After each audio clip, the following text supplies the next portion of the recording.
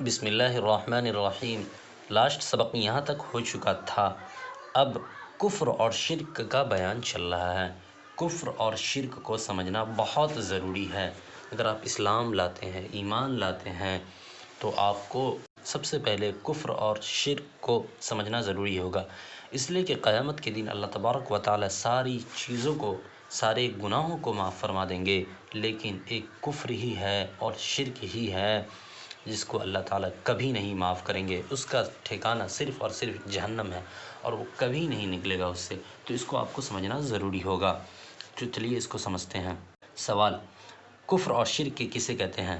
جواب: جن چیزوں پر ایمان لانا ضروری ہے ان میں سے کسی ایک بات کو بھی نہ ماننا کفر ہے۔ مثلا کوئی شخص خدا تعالیٰ کو نہ مانے، خدا تعالیٰ کی صفتوں کا انکار کرے، یا 2-3 خدا تعالیٰ کو مانے، یا فرشتوں کا انکار کرے، یا خدا تعالیٰ کی کتابوں میں سے کسی کتاب کا انکار کرے، یا کسی پیغمبر کو نہ مانے، یا تقدیر سے منکر ہو، یا قیامت کے دن کو نہ مانے، یا خدا تعالیٰ کی قطعی احکام میں سے کسی حکم کا انکار کرے، یا رسول صلی اللہ علیہ وسلم کی دی ہوئی کسی خبر کو چھوٹا سمجھے، تو ان تمام صورتوں میں کافر ہو جائے گا۔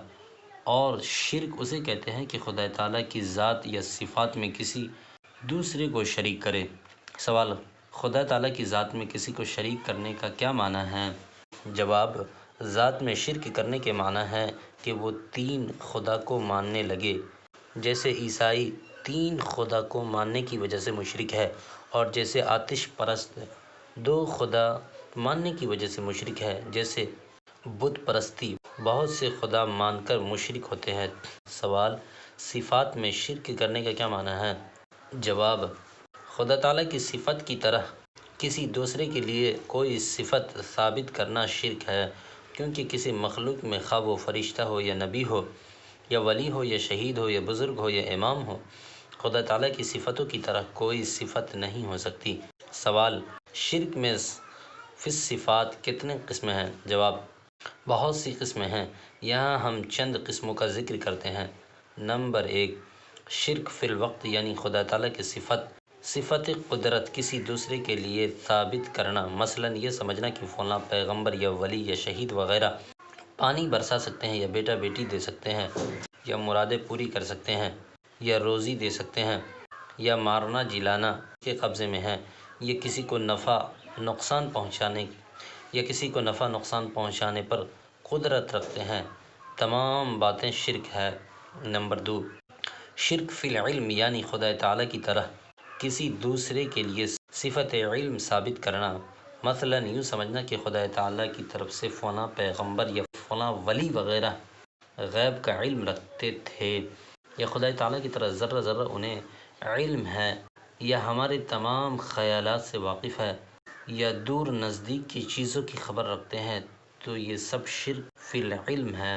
نمبر 3: شرک فی السمع والبصر، یعنی خدا تعالیٰ کی صفت سمع اور بصر میں کسی دوسرے کو شریک کرنا۔ مثلا اعتقاد رکھنا فلاں پیغمبر یا ولی ہماری تمام باتوں کو دور نزدیک سے سن لیتے ہیں، یا ہمیں ہمارے کاموں کو ہر جگہ سے دیکھ لیتے ہیں، یہ سب شرک ہیں۔ نمبر 4: شرک فی العلم، شرک فی الحکم، خدا تعالیٰ کی طرح کسی اور کو حاکم سمجھنا اور اس کے حکم کو خدا تعالیٰ کے حکم کی طرح ماننا۔ مثلا پیر صاحب نے حکم دیا کہ یہ وظیفہ عصر نماز عصر سے پہلے پڑھا کرو، تو اس حکم کی تعمیل اس طرح ضروری سمجھیں کہ وظیفہ پورا کرنے کی وجہ سے عصر کا وقت مکروہ ہو جانے نماز قضا کرنے کی پرواہ نہ کرے، یہ بھی شرک ہے۔ یعنی کسی آدمی نے، کسی بزرگ نے آپ کو ایک وظیفہ دیا کہ آپ کو اس کو پڑھنا ہے عصر سے پہلے، آپ اتنا ٹائم لگ گیا کہ عصر کا نماز کا وقت بھی نکل گیا، تو اس صورت میں یہ جائز نہیں ہے، یہ بھی شرک ہے۔ نمبر 5: شرک فی العبادت، یعنی خدا تعالیٰ کی طرح کسی دوسری عبادت کا مستحق سمجھنا۔ مثلا کسی قبر یا پیر کو سجدہ کرنا، یا کسی کے لیے رکوع کرنا، یا کسی پیر پیغمبر ولی اور امام کے ناموں کا روزہ رکھنا، یا کسی کی نذر اور منت ماننی، کسی پیر یا مرشد کے گھر کا خانہ کعبہ کی طرح طواف کرنا، یہ سب شرک فی العبادت ہے۔ سوال: ان تمام باتوں کے علاوہ اور بھی افعال شرعیہ ہے یا نہیں؟ جواب ہاں، بہت سے کلام ایسے ہیں کہ ان میں شرک کی ملاوٹ ہے۔ یہاں پہ صرف چند کلاموں کو ذکر کیا گیا ہے۔ ان تمام کاموں سے پرہیز کرنا لازم ہے۔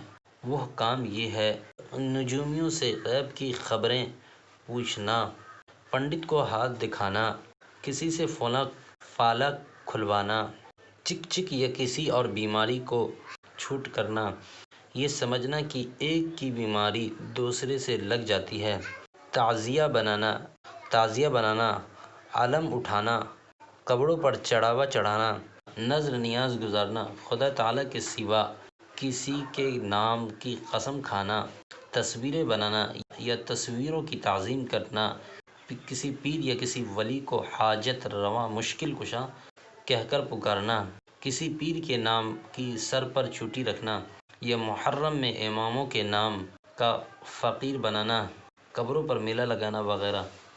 تو یہ سارے شرکیہ کلمات تھے، ان سب کو آپ کو ذہن میں رکھنا ہے۔ تو اس سبق کے اندر اتنا ہی، ملتے ہیں اگلے سبق میں، تب تک کے لیے اپنا خیال رکھیے گا۔